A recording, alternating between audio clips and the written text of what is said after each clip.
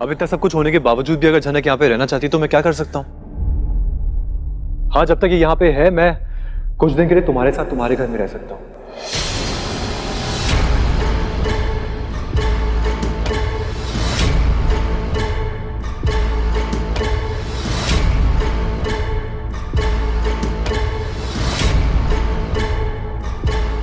इतना तो मैं कर ही सकता हूँ। तुम क्यों जाओगे?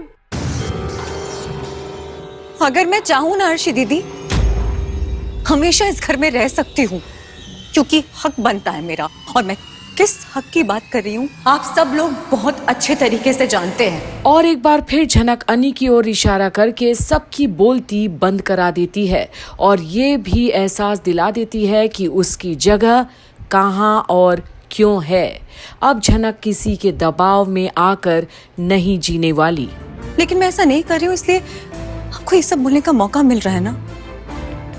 और आप, शर्म है मुझ में, सेल्फ रिस्पेक्ट है मुझ में, लेकिन अर्शी दीदी, इसके अंदर सच में शर्म नहीं है?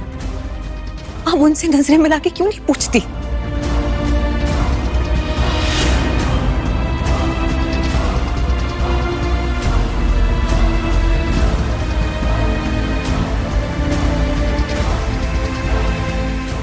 अब देखिए, मुझे ऐसा लगता है कि अब हमें यहाँ से चलना चाहिए। और जहां लालौन और उसकी माँ को ये सब सुन के अच्छा नहीं लग रहा, वहीं झनक भी बुरा फील तो करती है। इनके सामने ऐसी बातें हुई इस वक्त। माँ चलो।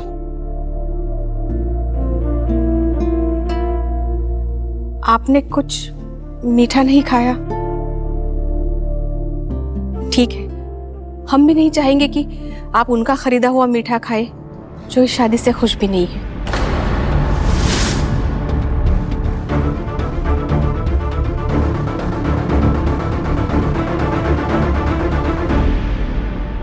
झनक बेटा, ये ले जाओ। नहीं बोड़ो माँ, ये खुशी की बात है, मुंह मीठा करना चाहिए। आप प्लीज। अरे नहीं, वो वापस जाते हुए अपन दुकान से मिठाई लेके माँ को खिला देगा। आप जबरदस्ती मत कीजिए। आप बस इतना बता देना कि तारीख और जगह क्या है, ताकि अपन आज अपनी फैमिली को लेंगे।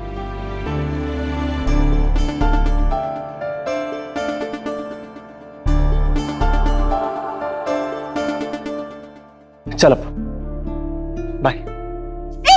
तुम कहाँ जा रहे हो? मैं भी तुम्हारे साथ चलूंगी। चलो। अरे अपू। और ये अप्पू का प्यार ही तो है जो लालौन को खींचा चले आया उसके दर पर। अभी नहीं, कुछ दिन और रुक जाओ, फिर मैं तुम्हें अपने साथ लेके जाऊंगा हमेशा के लिए।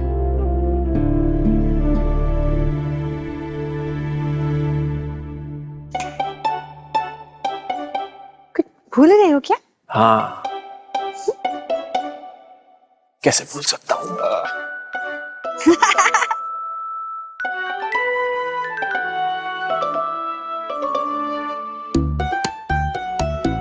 तुम अच्छी हो।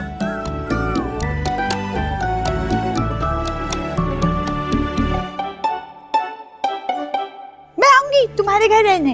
चलो माँ, बाय। और अब सब जाते देखते हैं उन्हें, पर शुभो की बढ़ती बेचैनी को अब तक कोई नहीं पहचाना है। आज वकील साहब कुछ ज्यादा ही चुप रह गए, दिमाग में कोई चाल चल रहे होंगे। आखिर उन्हें ये शादी रोकनी है। मैं भी आज ही अपने मॉम के घर चली जाऊंगी।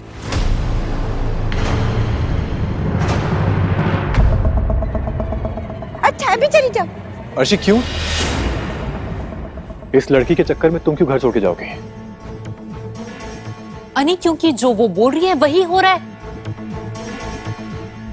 मुझे तो समझ नहीं आ रहा ये इसका घर है या मेरा घर है। इतना बड़ा इंसिडेंट हो गया, लेकिन सब लोग इसे यहां से निकालने के बजाय फॉरगेट इट।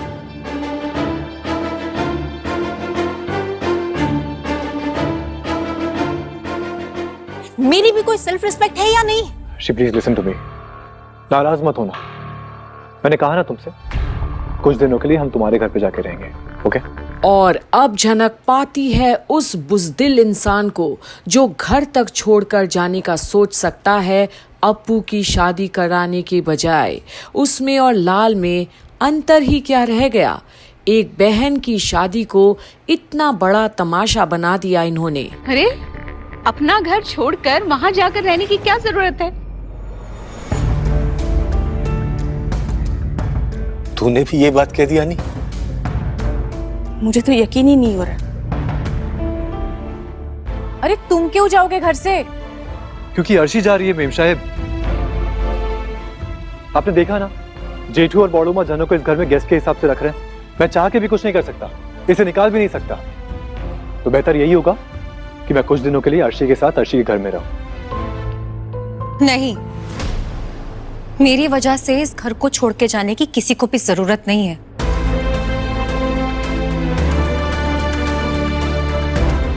अप्पू दी की शादी होते ही मैं इस घर को छोड़ के चली जाऊंगी, आई प्रॉमिस।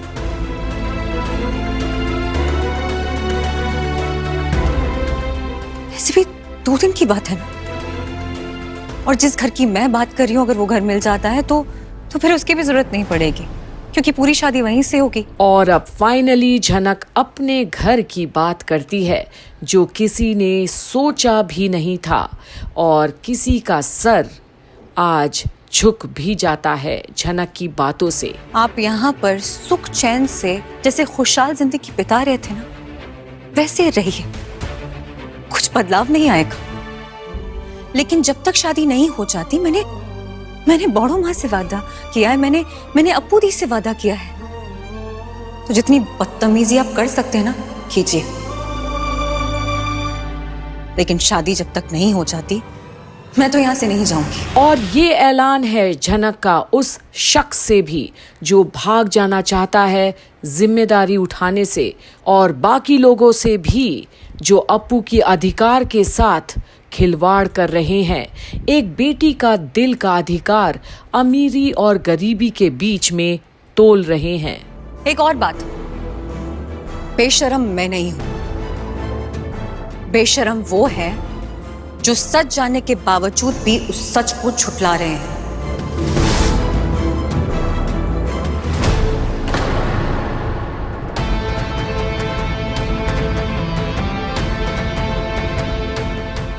जिसे इज्जत देनी चाहिए उसे हर पल बेइज्जत कर रहे हैं।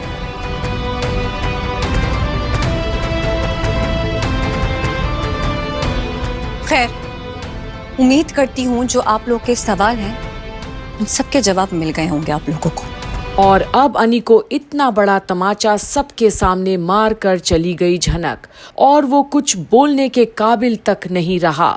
तो जवाब तो वो भी देना चाहेगा, पर अब वो झनक पहली वाली नहीं रही, सहमी सी।